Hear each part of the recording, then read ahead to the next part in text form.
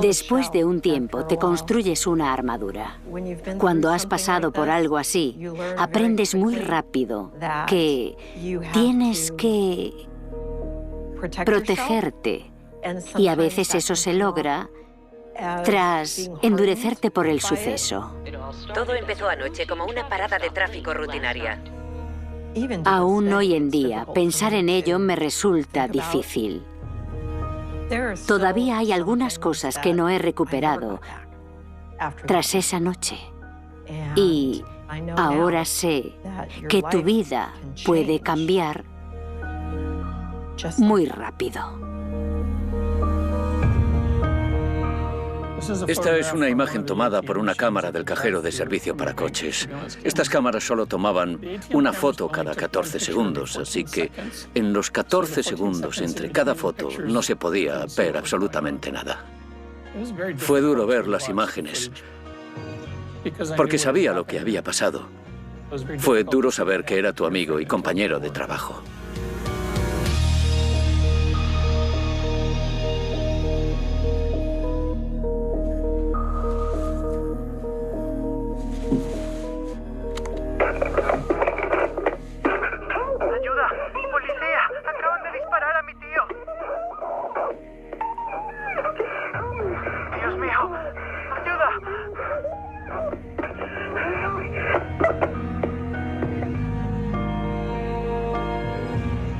Es muy duro oírlo. La imagen de él ahogándose con su propia sangre y con un balazo en la cara está grabada a fuego en mi cabeza y jamás se borrará.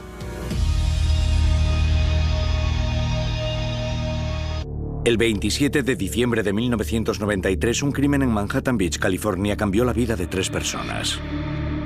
Así es como recuerdan esos sucesos.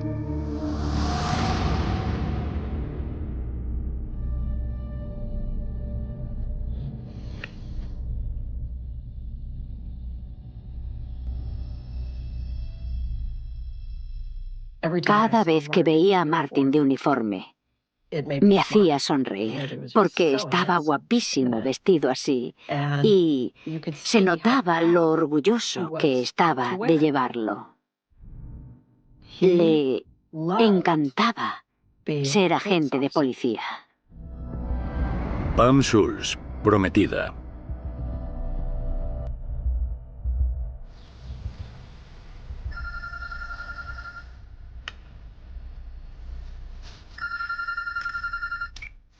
Diga. El 27 de diciembre Hola, cariño. me llamó y me dijo, mira, creo que hoy voy a hacer el turno de noche porque mi sobrino está aquí y quiero llevarlo en una ronda. El sobrino de Martin tenía 12 años por entonces. Martin sabía que había muchas tentaciones para los niños, sobre todo para aquellos que entraban en la adolescencia, y solo quería asegurarse de que su sobrino tenía claro lo que estaba bien y lo que estaba mal. Y eso fue exactamente lo que me dijo. Dijo, solo quería llamarte y decirte que te quiero. Volveré a llamarte más tarde. Y esa fue la última vez que hablé con Martin.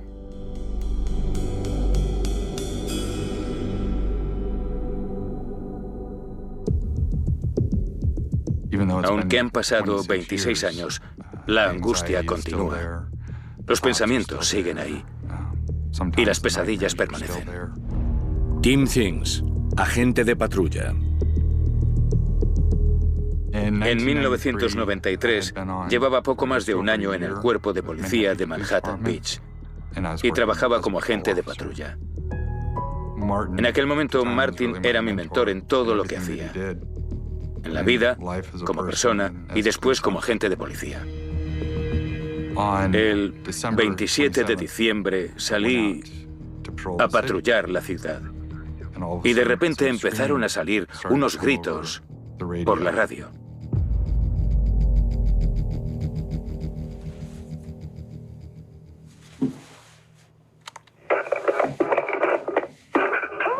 ¡Ayuda!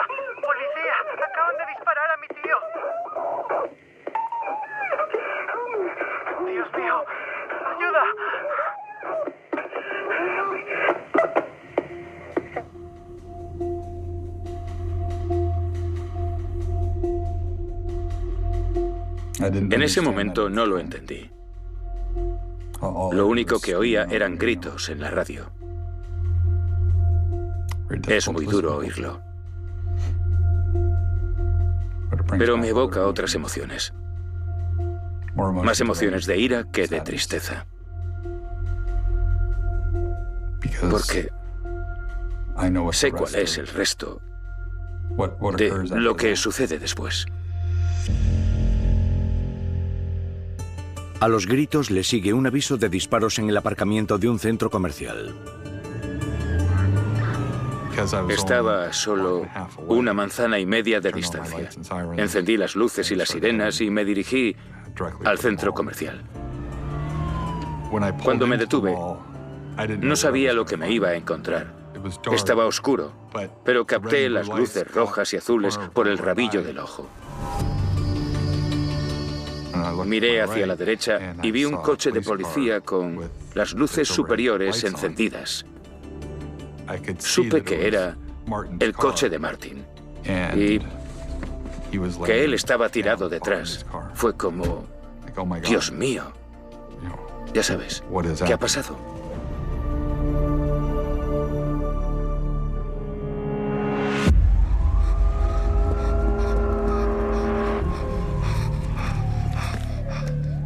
Corrí hacia él. Estaba tumbado boca abajo en un charco de sangre. Tengo a un agente caído, repito, un agente caído. Era incapaz de respirar porque estaba aspirando sangre. Me costaba creer lo que estaba viendo. Le di la vuelta y su cara estaba irreconocible, con un agujero de bala en la mejilla. No tenía ni idea en ese momento de si Martin sobreviviría o no, pero sabía que era grave.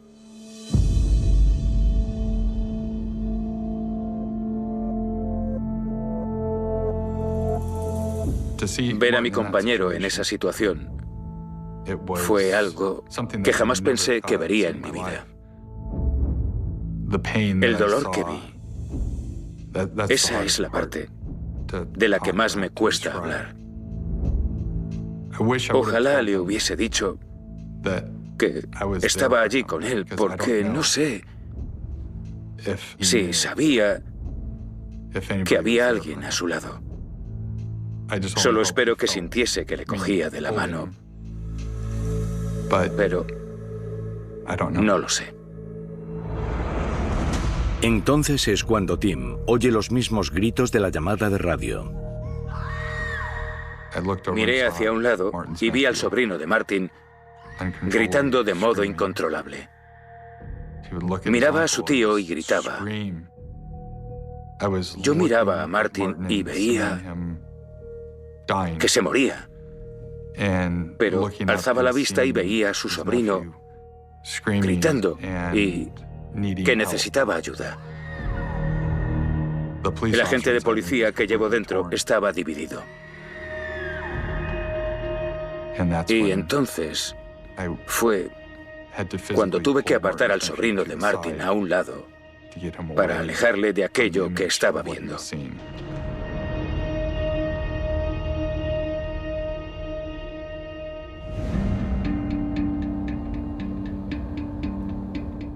Estaba durmiendo cuando sonó el teléfono poco después de las 11 del 27 de diciembre. Randy Leaf, sargento inspector. El que llamaba era uno de nuestros empleados civiles y me dijo que había habido un tiroteo y que habían disparado a Martin Gans. Y la pregunta que le hice fue, ¿está bien? Y dijo, no pinta bien. Martin y yo éramos amigos y se me cayó el alma a los pies. Yo rezaba para que sobreviviese al disparo. Pero tuve que centrarme en mi deber para encontrar a la persona que lo había hecho. Como inspector, era mi responsabilidad ir y empezar la investigación. Así que me vestí y salí hacia la escena del crimen en el centro comercial. Informan al inspector Leaf de que han disparado a Martin durante lo que parece que era un control de tráfico rutinario. La policía cree que el sospechoso huyó inmediatamente después. Cuando llegué a la escena del tiroteo, ya habían trasladado a Martin al hospital. Di una vuelta y busqué cualquier prueba que pudiese haber. Vi 3 casquillos en el suelo, entre la parte delantera y trasera del coche de Martin. Y después vi un charco de sangre detrás de su coche en el suelo donde Martin había caído. Fue un momento muy angustioso ver la cantidad de sangre que había derramado, porque era consciente de la gravedad de las heridas. Tenía que ponerme a trabajar y centrarme en mi deber para poner la investigación en marcha. No teníamos ningún sospechoso, pero si alguien dispara a un agente de policía uniformado, podría coger a un civil y dispararle sin pensárselo.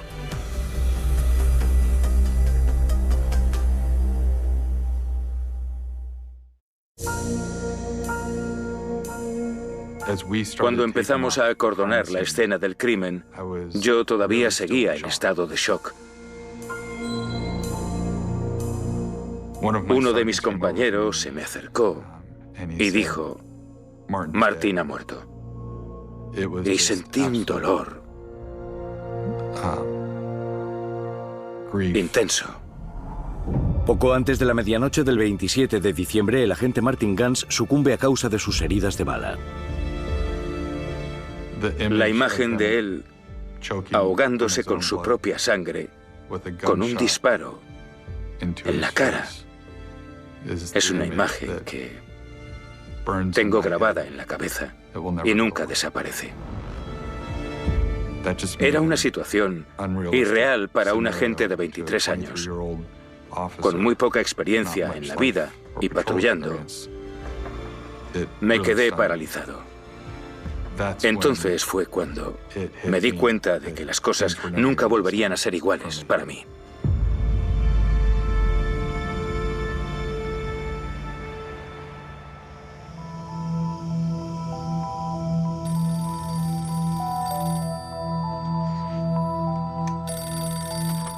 Era poco después de la 1 de la madrugada. Sonó el teléfono. Cuando lo cogí, me quedé impactada por la voz de la hermana pequeña de Martin, gritando, «Han disparado a Martin en la cara. Está muerto». Podía sentir el pánico en su voz. Más que pánico, era terror. Y pase lo que pase, nunca olvidaré aquel sonido. Ahora mismo rememoro esa sensación espantosa en la boca del estómago, cuando sabes que tu vida está a punto de cambiar drásticamente y que nunca volverá a ser igual.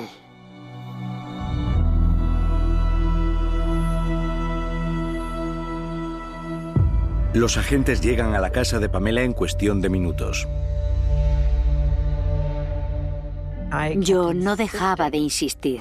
Por favor, llevadme al hospital. Quiero estar con él. Aquel agente me puso las manos sobre los hombros. Me empujó suavemente hacia una silla. Y después se puso de rodillas para mirarme a los ojos y dijo, «Pam, ya no es Martin, ahora es una prueba».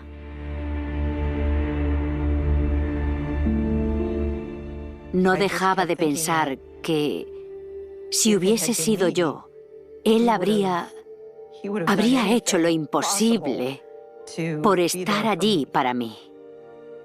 Y eso era lo que tenía en la cabeza, que nos prometimos el uno al otro que nunca dejaríamos que el otro estuviese solo. Nos comprometimos el uno con el otro, y a mí no me permitían cumplir mi parte del compromiso. En ese momento no solo me sentía desamparada, me sentía vulnerable, me sentía abatida, me sentía incompleta. No sabía a dónde ir, no sabía qué hacer, no sabía a quién recurrir, porque la persona que habría buscado y a la que habría recurrido, ya no estaría nunca más. Era una persona cuya mano había cogido, cuya cara había tocado, cuyos ojos había mirado y que tenía toda la intención de cuidar siempre. Y ahora ya no estaba. Me invadían emociones que no podía entender porque nunca las había sentido. Aún hoy en día me resulta difícil pensar en ello. Una parte de mí desearía haber podido simplemente despedirse de él.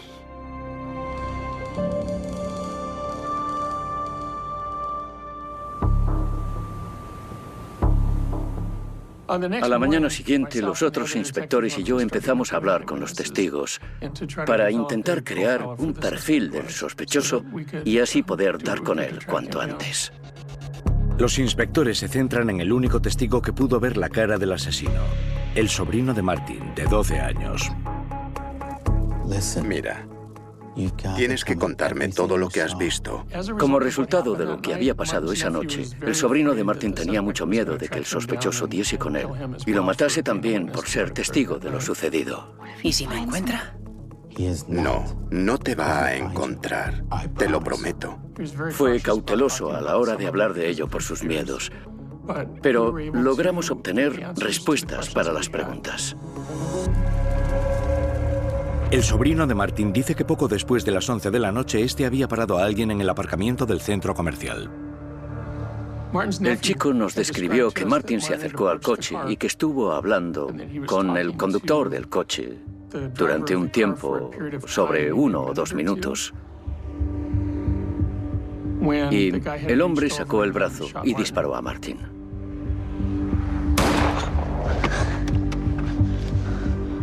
Se agachó debajo del salpicadero del coche para esconderse y oyó 2 disparos más. También oyó cómo Martin caía al suelo. Se levantó para ver qué había pasado y vio que el sospechoso estaba a poca distancia y le estaba apuntando. Así que se volvió a esconder bajo el salpicadero.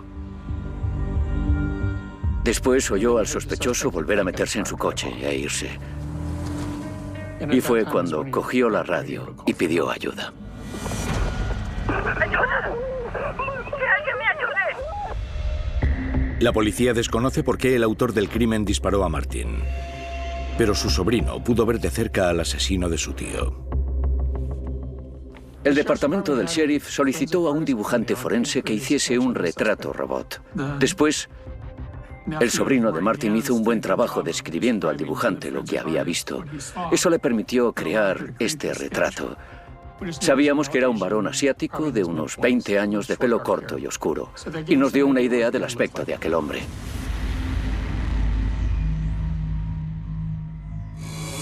Pero la policía necesita más pruebas para identificar al asesino de Martin. Vuelven a la escena para revisar las grabaciones de seguridad de los negocios locales. A la mañana siguiente contactamos con los bancos que estaban a lo largo de la calle para saber si tenían alguna grabación de sus cámaras. Y supimos que había cámaras que estaban en funcionamiento.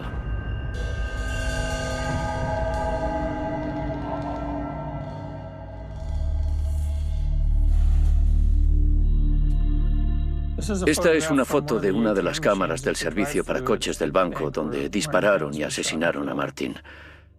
Aunque muestra una imagen del coche y una imagen de Martin en el suelo, no muestra ninguna imagen del sospechoso acercándose ni disparándole. Estas cámaras solo tomaban una foto cada 14 segundos, así que en los 14 segundos entre cada foto no se podía ver nada.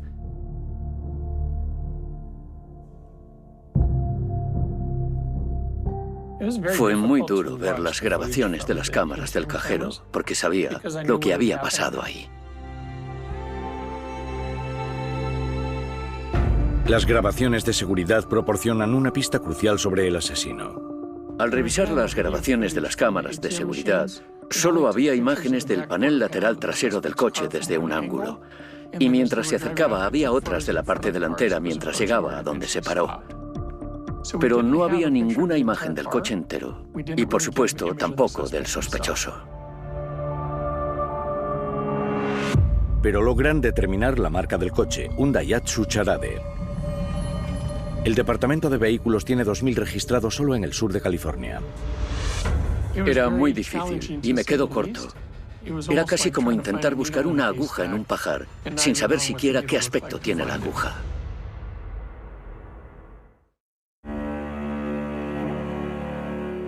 Creo que en aquel momento estaba entumecida. Creía que ya no me quedaban más lágrimas en mi interior. No tenía ni idea de lo que iba a ver. Al día siguiente del asesinato de su prometido, Van Schultz insiste en ir a donde ha sido asesinado. En ese momento su coche ya no estaba. Y ya no había cordón policial. Era solo un aparcamiento, sin más. Había una mancha en el suelo. E inmediatamente me imaginé a Martin allí tirado, indefenso. Fue entonces cuando realmente me vine abajo.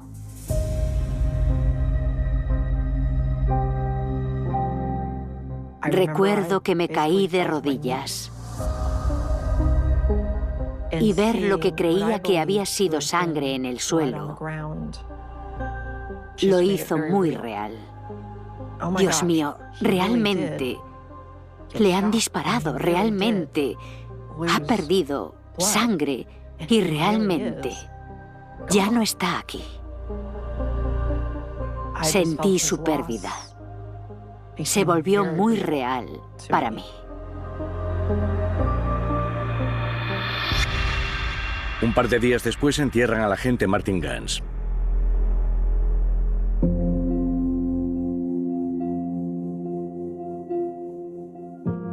Martin y yo llevábamos prometidos 18 días cuando lo asesinaron. Estaba en una iglesia.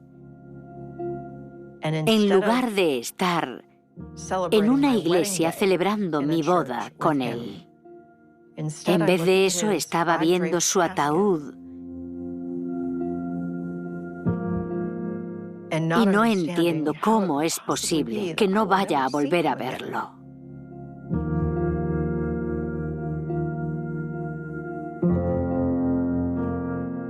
Cuando estaba yo sola, de pie junto a su ataúd, sujetando una rosa, me sentí igual que aquella noche, un par de semanas antes, cuando se me declaró. Y a pesar de que había mucha gente en la sala, estábamos solos él y yo.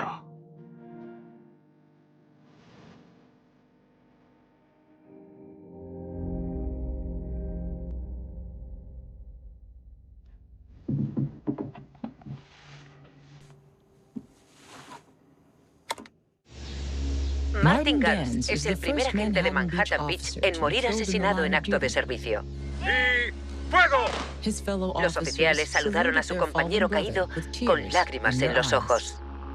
Los helicópteros sobrevolaron la ceremonia en formación. Pero tal vez el momento más emotivo fue cuando entregaron la gorra de Ganz a su sobrino. Los niños siempre fueron especiales para el agente caído. Sí, es duro verlo.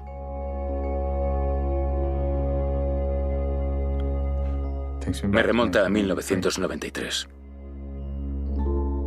A estar triste, a llorar ese día, llorar ahora y volver a enfadarme. Ojalá nunca hubiese pasado. Sin sospechosos del asesinato, el agente Tim Things lucha por sobrellevar la pérdida de su amigo. Experimenté todo tipo de emociones. Como no mostraba mis emociones en el trabajo, salían en casa. En aquel momento era Un policía de 23 años, y por entonces te decían que te lo tragases todo y siguieses adelante. Nadie me lo dijo con esas palabras, pero así era. Y fui a ver a un psicólogo, pero dejé de ir pensando, tú no eres policía, no entiendes por lo que acabo de pasar, ¿por qué voy a perder el tiempo? Y ese sería el mayor error de mi vida. Lo que necesitaba era alguien con quien hablar, pero lo que hacía era salir y beber con los que estuvieron allí aquella noche. Ninguno queríamos pensar. El retrato robot del asesino de Martin se distribuye entre los agentes de patrulla. Todos sentíamos ira contra el asesino de nuestro amigo. Todos estábamos tristes porque ya no estaba. Todos queríamos venganza.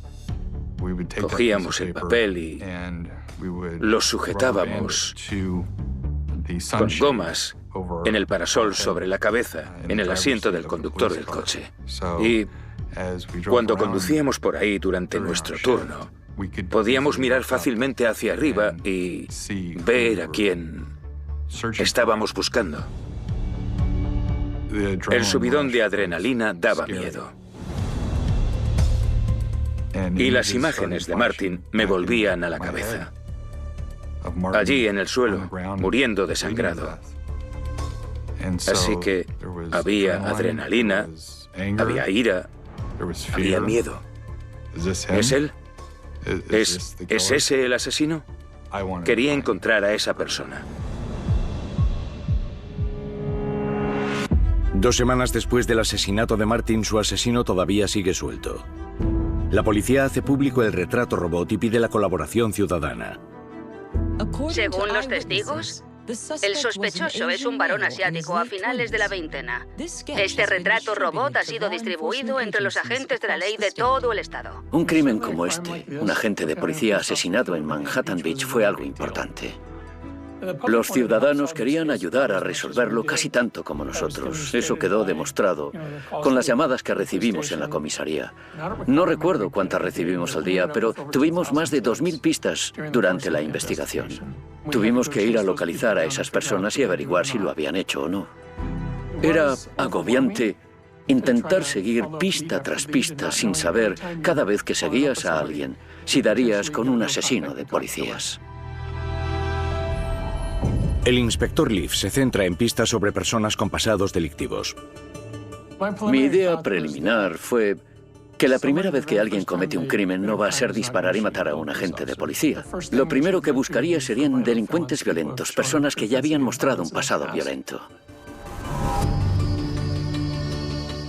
Seleccionamos a unos 4 o 5 sospechosos para investigarlos a fondo. Una de las pistas que recibimos por teléfono fue sobre un hombre llamado Roger Brady. Y lo describieron como un varón asiático veinteañero que se parecía al retrato robot. Y nuestra investigación reveló que tenía antecedentes penales por robos en bancos. Así que asignamos a un par de investigadores para estudiar esa pista en concreto. Acudieron allí, estuvo bajo vigilancia y lo siguieron durante un tiempo. Cuando la policía sigue a Brady, comprueba que conduce el mismo tipo de coche que había sido visto en la escena del crimen. Roger Brady se parecía a la descripción del retrato robot y tenía un Daihatsu Charade. Había coincidencias que nos indicaban que podría ser el sospechoso, el que había disparado y matado a Martin Ganz. La policía realiza un registro en la casa de Brady. ¿Qué estáis buscando exactamente? Los agentes de policía fueron a su casa y la pusieron bajo vigilancia. También hablaron con él y realizaron un registro en su casa. Señor Brady, ¿dónde estaba exactamente a las 11 de la noche del 27 de diciembre? Él les permitió registrar su habitación y las zonas comunes. Viendo la televisión. No vieron nada fuera de lo común en cuanto a su comportamiento. Y los investigadores no encontraron ninguna prueba concluyente, ni para implicarle, ni para exonerarle. No existen pruebas físicas que relacionen a Roger Brady con el asesinato de Martin. Así que la policía recurre a la única persona que podría identificarlo. Es muy difícil, porque cuando preguntas a una persona joven, debes tener cuidado con cómo realizas las preguntas. El sobrino de Martin tenía miedo de que el asesino fuese a por él porque era un testigo. Y eso era algo que le asustaba y le hacía sentir vulnerable. Mira, voy a enseñarte unas fotos. Quiero que me digas si alguno de estos hombres se parece al que viste esa noche, ¿vale?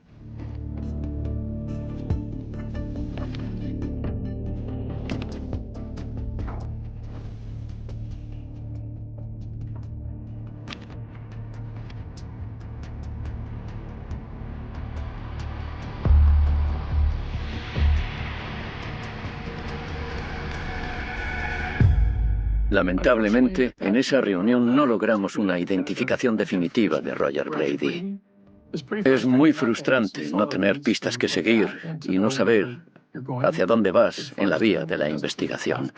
Miras atrás y piensas, ¿hemos olvidado algo? Sin más pistas, la investigación llega a un punto muerto. En ese momento estaba frustrado porque aún no habíamos encontrado al sospechoso. Y temía que otra persona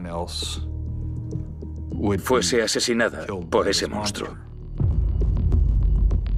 A nivel personal, solo quería cogerle de cualquier manera, vivo o muerto.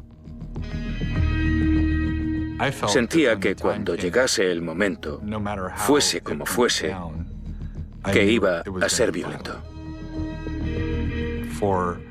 Un hombre que dispara a bocajarro a un agente de policía y después lo ejecuta, para mí era alguien que no sería fácil de detener, pero que caería de forma inevitable.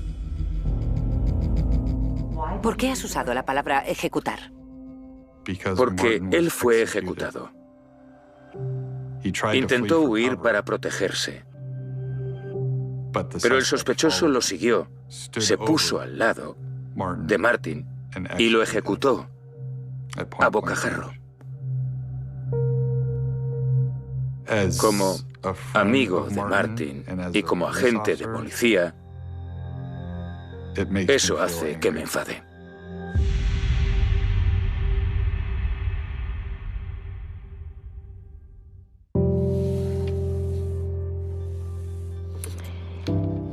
Esta fotografía la hicimos cuando llevábamos saliendo unos 3 meses y recuerdo que éramos muy felices. Algunas de las fotos y casi todos los recuerdos los tengo guardados en el corazón. Cuando Martin entró en mi vida por primera vez, había venido a mi trabajo y empezamos a hablar. Y noté que tenía algo.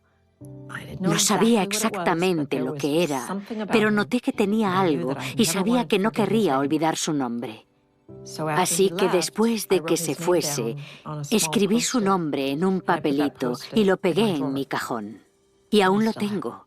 Y siempre lo tendré. Nunca, nunca me desharé de él. Siempre me lo quedaré.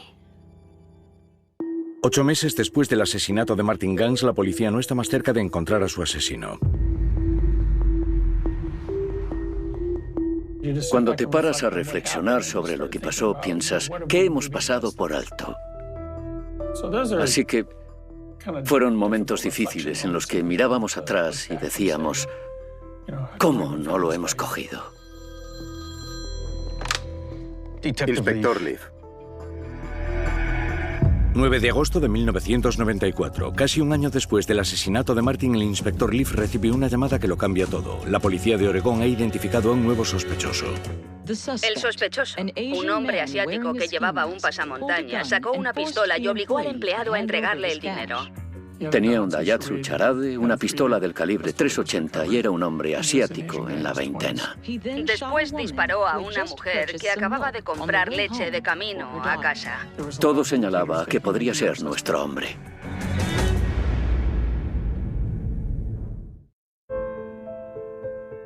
Al vivir el asesinato de alguien, te enfrentas a cosas que no entiendes. Y para mí, yo no me cabía en la cabeza que alguien pudiese hacer esto, y mucho menos a alguien como Martin, que era una persona extraordinaria. Aún hay cosas que no he recuperado tras esa noche. El sentido de me despertaré mañana y todo va a estar igual que hoy. Ya no tengo eso, porque ahora sé con mucha claridad que el mañana no está garantizado y que tu vida puede cambiar muy rápido. Casi un año después de que el agente Gans fuese asesinado, el inspector Leaf recibe una llamada sobre un avance en el caso. La policía de Oregón ha hecho una detención por un robo con violencia. Leaf reconoce al momento el nombre del sospechoso. Brady había sido detenido por un robo en un supermercado en el que había disparado y matado a alguien con una pistola del calibre .380.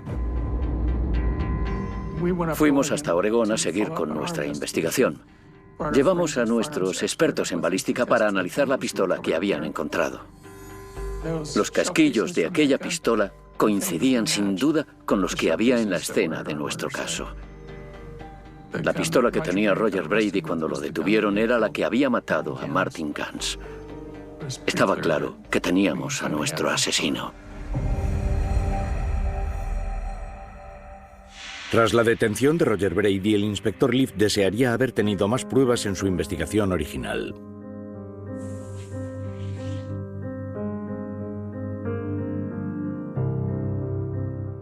Saber que habíamos investigado a Roger Brady antes de que cometiese el otro crimen en Oregón fue frustrante para todos los implicados, entre ellos los investigadores que habían hablado con él, porque no tuvieron suficientes pruebas para arrestarlo.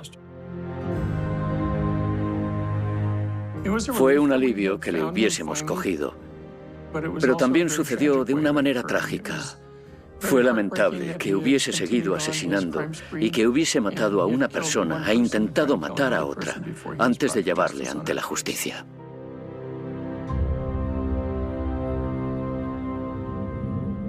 El 12 de noviembre de 1998, Roger Brady es declarado culpable del asesinato de Martin Gans y condenado a muerte.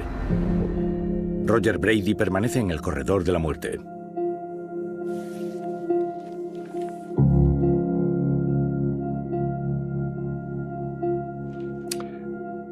Preferiría no ver esta foto. No hay nada bueno que decir. No es más que un alma vacía que no conoce. No conoce el amor. No conoce los sentimientos. No es una foto que quiera ver. Mi impresión sobre Brady es que no es más que un asesino a sangre fría. Eso es todo. No sé quién es. No quiero saber quién es. Un año después del asesinato de Martin, la ciudad de Manhattan Beach instaló un monumento en su honor. Pienso a menudo en Martin. Cuando veo a mis hijos y pienso, ¿qué haría Martin en esta situación? Porque él habría sido mejor padre de lo que podré ser yo. Ojalá hubiese podido verle como padre. Cuando dicen que los buenos mueren jóvenes, es totalmente cierto en su caso. Tenía un corazón de oro y me enseñó cómo quería ser como persona.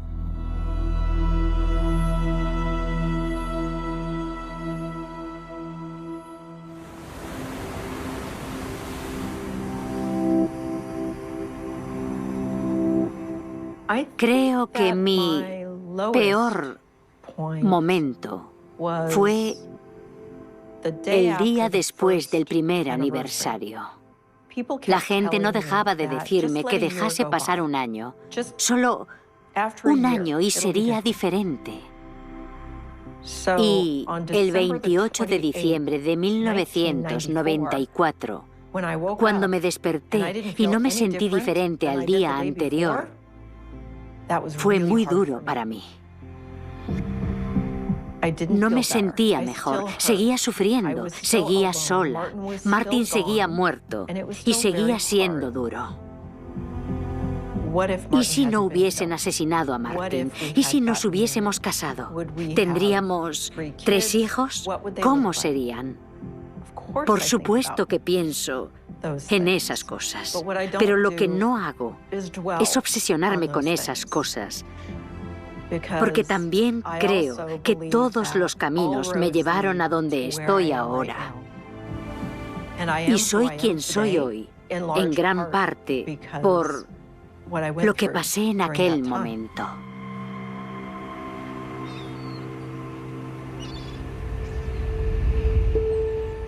Todo empezó anoche como una parada de tráfico rutinaria. Con el paso de los años, mis sentimientos cuando estoy en ese aparcamiento han cambiado a algo diferente. Al principio era un poco difícil, porque sabía que había pasado los últimos momentos de su vida allí. Ahora es casi catártico para mí, porque sé que él estuvo allí. Hay varios monumentos conmemorativos en honor a Martin en Manhattan Beach. Hay uno en concreto en el lugar en el que sucedió. Y en ese es en el que todos los años, a las 11:05 del 27 de diciembre, todos los años desde que pasó, estoy ahí. Porque siento que es donde debo estar. Este último año acudieron unos 70 agentes de policía para mostrar su apoyo en recuerdo de Martin. Y recuerdo mirar al grupo de agentes y pensar, algunos de estos agentes no habían nacido en 1993 y aún así aquí están. Y entonces mi objetivo se convirtió en tengo que enseñar bien a esta gente quién era Martin, cómo era, qué significaba y cómo vivió.